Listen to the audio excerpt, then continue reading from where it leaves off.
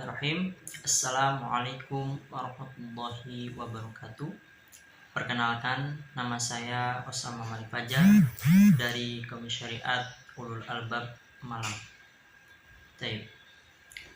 Saya di sini akan menyampaikan resensi yang berjudul Gerakan Perlawanan dari Masjid Kampus, yang ditulis oleh Andi Rahmat dan Muhammad Najib. Gerakan perlawanan dari Masjid Kampus dalam buku ini berisi perlawanan mahasiswa pada era 90-an yang menjadi fenomena. Bangsa Indonesia menjadi bangsa yang sakit tergonjang-ganjing, politik pun tak dapat dihindari. Dalam situasi yang seperti itulah mahasiswa yang mulai menyinari sejak era 90-an tampil di tengah-tengah masyarakat untuk memainkan peran strategisnya. Tumbuhnya kepekaan mahasiswa terhadap persoalan masyarakat ini yang disebabkan yaitu ada 5 hal. Yang pertama, sebagai kelompok masyarakat yang memperoleh pendidikan terbaik, mahasiswa memiliki pandangan yang cukup luas untuk dapat bergerak di semua lapisan masyarakat. Dan yang kedua, sebagai golongan masyarakat yang paling mengalami pendidikan, mahasiswa yang telah mengalami sosialisasi politik terpanjang di antara angkatan muda. Kemudian yang ketiga, kehidupan kampus membentuk gaya hidup unik di kalangan mahasiswa dan menjadi akulturasi sosial budaya tinggi di antara mereka. Dan yang keempat, mahasiswa sebagai golongan yang akan memasuki lapisan atas dari susunan kekuasaan struktur ekonomi dan akan memiliki keistimewaan tertentu dalam masyarakat, adalah kelompok elit di kalangan kaum muda. Kemudian yang terakhir, ini sering mahasiswa terlibat dalam pemikiran, perbincangan dan penelitian sebagai masalah masyarakat, memungkinkan mereka tampil dalam forum dan kemudian mengangkat ke jenjang karir sesuai dengan keahliannya. Dari kelima sebab tersebut, wajar sekiranya mahasiswa dari tahun 98 menjadi kelompok yang paling responsif terhadap situasi yang terjadi di negeri ini. Nah, buku ini menyiratkan pesan perlawanan mahasiswa yang syarat nuansa keislamannya tidak terlalu salah, karena hampir seluruh buku berkisah tentang sejarah perkembangan gerakan perlawanan mahasiswa yang menjadi fenomena di akhir di era 90-an, yaitu KAMI, yakni Kesatuan Aksi Mahasiswa Muslim Indonesia. Munculnya KAMI adalah fenomena karena organisasi ini kemudian menjadi simbol perlawanan mahasiswa dan rakyat terhadap kezaliman penguasa. Dalam hal ini adalah Soeharto dan koleganya.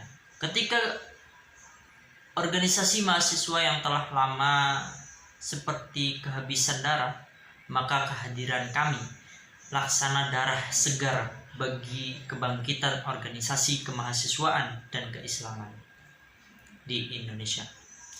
Kemudian organisasi yang dibentuk aktivis muslim dan forum silaturahmi lembaga dakwah ke-10 dan Universitas Muhammadiyah Malang pada 29 Maret tahun 98 ini lahir pada situasi yang tepat, yaitu ketika Indonesia telah menghadapi krisis multidimensional yang tak kunjung usai. Para aktivis yang hadir ketika itu sepakat bahwa mahasiswa muslim harus mengambil peranan sebagai solutor dalam krisis bangsa yang tengah terjadi. Argumennya menjadi muslim tanggung jawab atas peran yang tersebut baik secara ideologis maupun secara historis. Saya pun berpikir menjadi suatu yang menarik apapun yang menjadi kebangsaan pada buku ini, setidaknya mencoba membuka ruang tentang fakta sejarah yang pernah diperolehkan oleh kami itu tersendiri.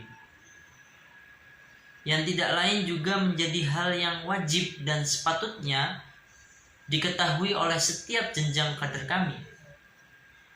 Hari ini, ketiga hal yang paling mendasar adalah agar ruang berpikir dari segenap kader juga sedikit terbuka dalam memegang sejarah kami seperti apa. Bahkan menjadi sebuah rekomendasi saya secara pribadi bahwa setiap kader kami harus meluangkan waktunya untuk duduk bersama dengan buku ini, menuntaskan lembaran-lembaran, halaman-halaman dimulai dari awal hingga akhir, hingga betul-betul lahir akan sebuah pemahaman mengenai hakikat yang perjuangan kami itu sendiri, yang darinya bisa berujung pada sebuah penegasan tentang keyakinan yang bulat akan jalan mereka tempuh. Dan itulah yang diharapkan akan membawa menjadi sebuah jati diri yang akan terus membawa kemanapun seorang kader pergi dan melalangkan kakinya. Potret dan nuansa kami di masa lalu menjadi hal yang saya pikir perlu untuk diangkat kembali, bukan semata-mata membanggakan sejarah ataupun larut dalam nostalgia, apalagi berupanya untuk mengulang peristiwa, namun agaknya sudah banyak hal yang mulai hilang dan terlupa oleh mereka dari generasi muda kami yang ada. Saya pun bukan termaksud menegaskan bahwa dengan kehadiran buku ini cukup untuk menebalkan tentang proses perjalanan sejarah yang sudah lumayan panjang di kami, sebab bisa jadi memang masih banyak hal yang belum terungkap dalam pembahasan yang ada. Namun itu bukan menandangkan akan sebuah isyarat yang menjadi patut untuk luput dari penelitian kita. Apa-apa yang ada di dalamnya sangat lugas dipaparkan oleh kedua penulis. Menyimaknya menjadi hal yang juga teramat penting agar kita juga tidak mengabaikan salah satu nilai sejarah yang terkandung di dalamnya. Namun, apalah arti dari sebuah peristiwa penting ketika kita tidak mampu untuk menjadi aktor di dalamnya, mengikut sertakan sejarah dalam setiap kejadian sepertinya hal yang lumrah dilakukan. Tapi apakah kita mampu untuk menarik situasi dan sederetan kejadian itu atau tidak? Maka inilah hal yang penting untuk mencermati ulang. Corak berpikir dan arah gerakan kami beserta kadernya menjadi sebuah hal yang diulas menjadi kembali dalam buku ini. Maka sekali lagi hal itu tidak bisa kita menafikan akan kehadiran kembali ruang sejarah